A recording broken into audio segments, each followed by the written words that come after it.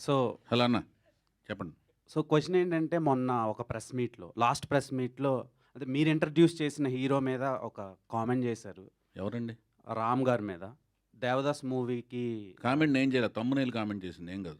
So thumbnails అనేవి మా జనబాహుల్యంలోకి వచ్చేసినాయి. అవి కూడా ప్రాణాలు ఉంటున్నాయి.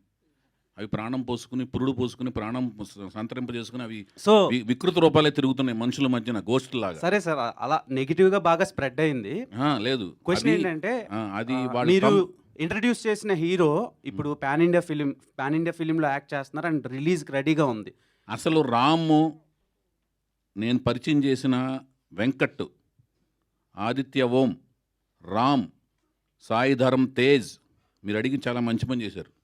సాయి ధరమ్ తేజ్, హరికృష్ణ గారు, వాళ్ళు నా హృదయంలో టాటూ లాగా ఉంటారు. సో ఆయనది డబుల్ ఇష్మార్ట్ అని ఒకటి రిలీజ్‌కి రెడీగా ఉంది. బ్లాక్ బస్టర్ అవ్వాలని మనస్ఫూర్తి కోరుకుంటాను. అండ్ నా రూమ్మేట్ రవితేజ నా హృదయంలో ఉంటాడు. ఆయనది కూడా సినిమా రిలీజ్ రెడీ ఉంది. అదే ఇది నిజంగానే చెప్తున్నాను.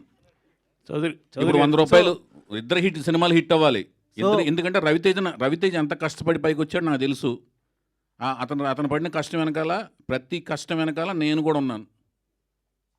ఏది ప్రత్యక్ష సాక్షి పరోక్ష సాక్షిగా ఉన్నాను. ఇద్దరు రూమ్మేట్స్, రవితేజ నేను 8 years.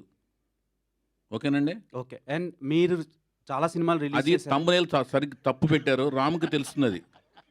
తమ్మునైల్కి ప్రాణాలు పోసి ఆయన క్వశ్చన్లు సంధించకండి భయ్యా. సరే